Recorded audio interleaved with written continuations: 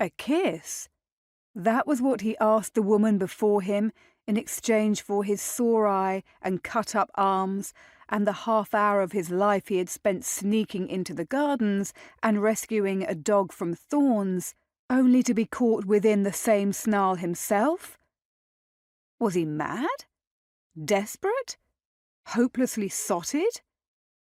Yes, to all those questions, Tom feared. He hoped he had not voiced his request aloud. Perhaps he had only thought it. "A kiss," she repeated, dashing his optimism.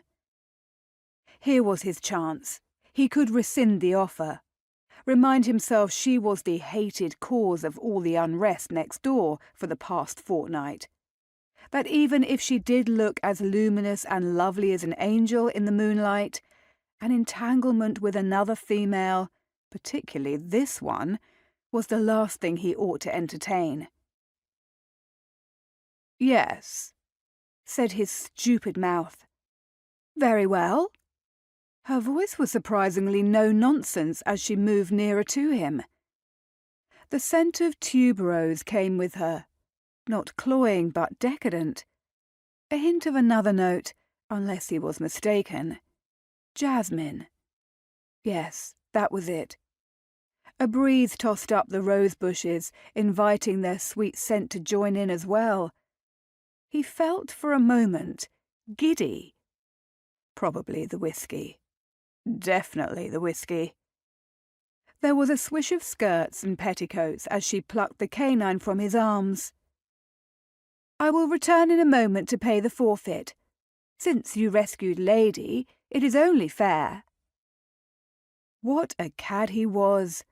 What a stupid, sotted swine!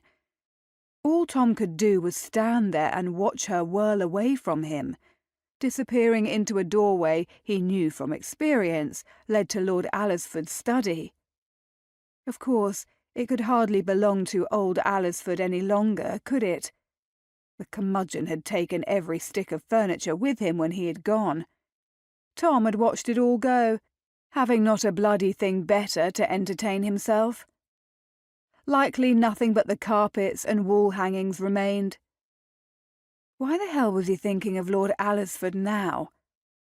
More importantly, why was he standing here in the moonlight, scratches on his face stinging from the bloody rosebush thicket he had so recently conquered, awaiting the return of the woman who had been a proverbial thorn in his side since her arrival?